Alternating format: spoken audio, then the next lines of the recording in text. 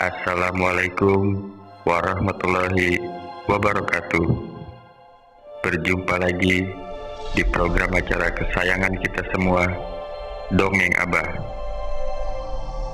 Oke, cucu-cucu Abah, di video kali ini Abah mau bercerita pengalaman cucu Abah yang mengalami gangguan ketika melintas di tol Cipularang.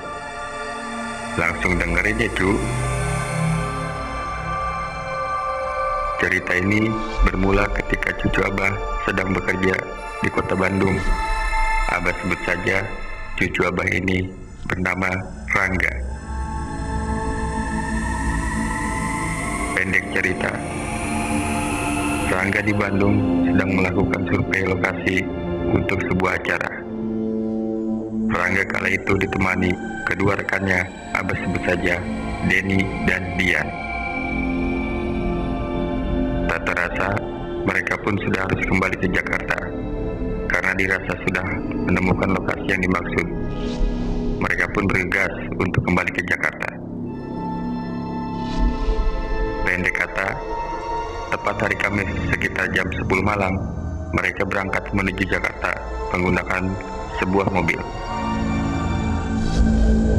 Posisi mereka kala itu, Rangga duduk di depan menemani Denny yang memegang kemudi, sedangkan dia duduk di kursi belakang seorang diri. Ya, karena mereka memang cuma bertiga kala itu. Rangga melihat jam sudah menunjukkan hampir jam 12 malam, dan mereka pun sudah berada di kawasan tol Cipularang. Suasana jalan kala itu sedikit agak sepi, mengingat mungkin karena hari biasa dan hari sudah larut malam juga. Rangga melihat ke kursi belakang, dia sudah tertidur pulas akibat terlalu lelah. Denny pun menegur Rangga untuk tetap terjaga menemaninya yang sedang mengemudikan kendaraan mereka. Lu takut ya, Den? Kata Rangga meledek Denny. Memang kala itu masih hangat-hangatnya beberapa tragedi kecelakaan yang terjadi di Cipularang kilometer 97. Mungkin Denny teringat hal itu dan takut melihat hal-hal aneh, pikir Rangga. Agar tidak mengantuk, Rangga menyalakan CD audio di mobil untuk mencairkan suasana. Mereka pun mengobrol santai dan sengaja Rangga melihat ke jalan tol. Rangga melihat ke jalan. Oh, baru masuk kilometer 60, gumam Rangga sambil memandangi tepian jalan. Rangga tersadar dalam lamunannya. Dia berkata, "Loh, Den, kok CD audionya mati sih?" Denny dan Rangga saling berpandangan, seakan berpikiran yang sama kalau ada yang aneh. Rangga mencoba menyalakan CD audionya lagi, dan tak lama mati lagi, sampai beberapa kali seperti itu. CD audionya rusak ya, Den? Kok mati terus sih? Tanya Rangga. Denny pun hanya menggelengkan kepala karena bingung mau menjelaskan apa. Dia masih bingung keheranan. Singkat cerita, karena merasa bosan, Rangga mencoba mencari-cari hiburan. Rangga melihat sebuah mobil di depan dan bertanya kepada Denny. Tanpa alasan yang jelas, Rangga bertanya, "Den, coba deh, kira-kira ada berapa orang yang ada di dalam mobil itu?" Dan Denny dengan cerdiknya menghidupkan lampu jauh, dan terlihat dari bayangan kepalanya ada 2 orang.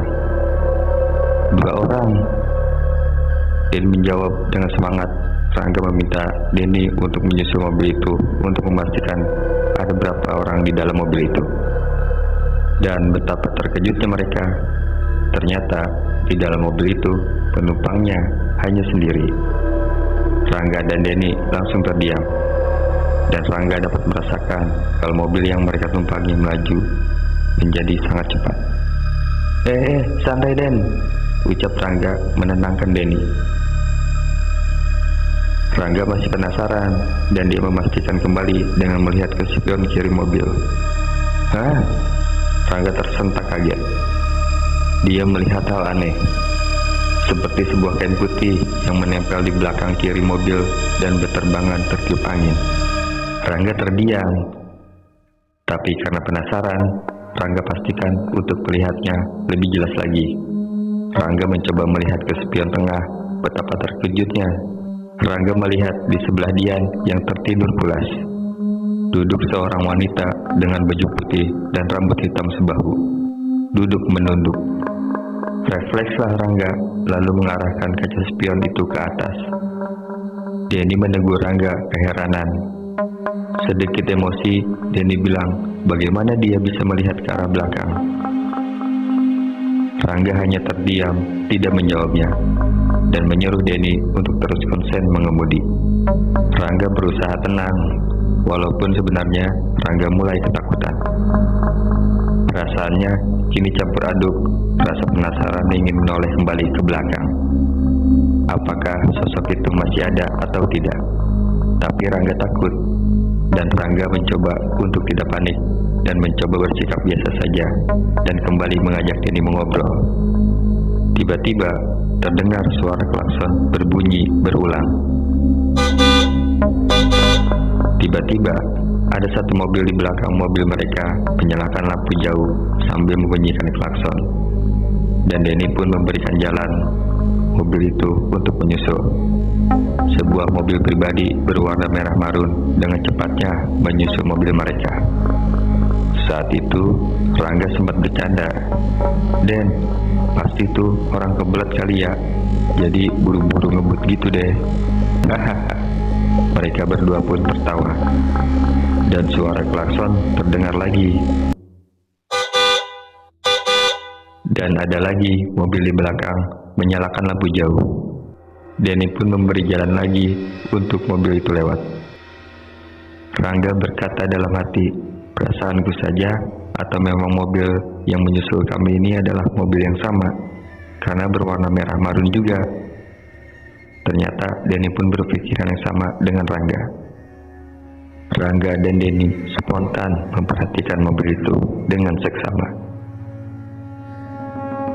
Rangga bahkan menghafalkan plat nomornya, dan Denny menghafalkan mobilnya. Mobil itu pun menjauh.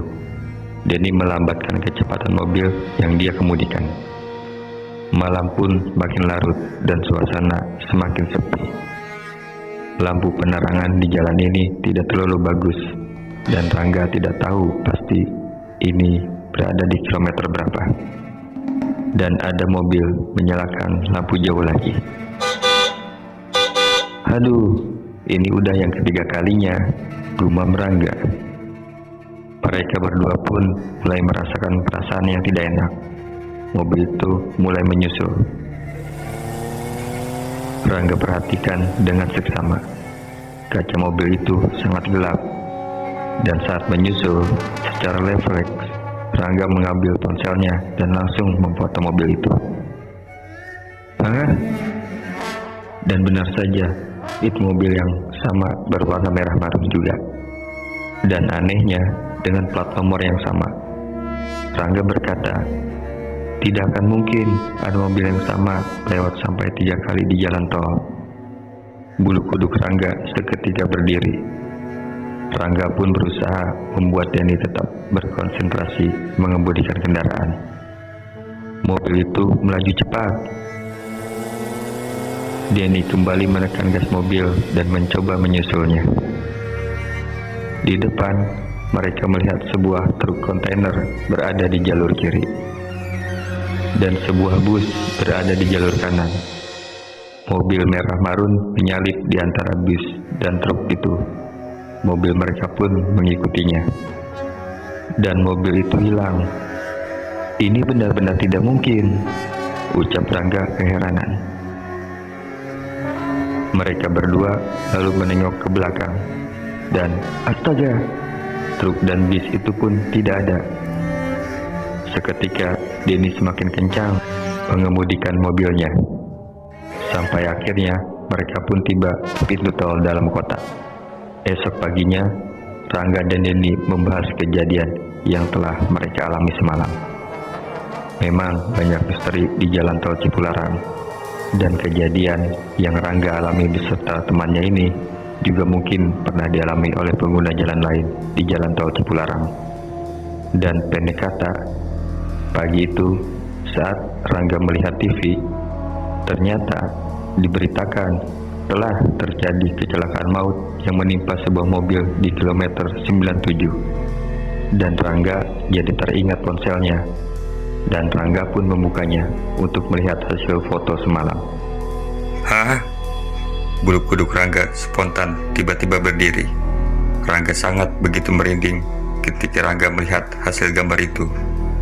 Terlihat sebuah papan petunjuk jalan yang tak sengaja terfoto yang terlihat menunjukkan kilometer 97.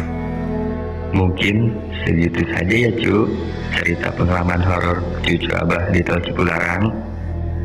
Di episode selanjutnya, pasti Abah akan memberikan cerita yang lebih menarik lagi.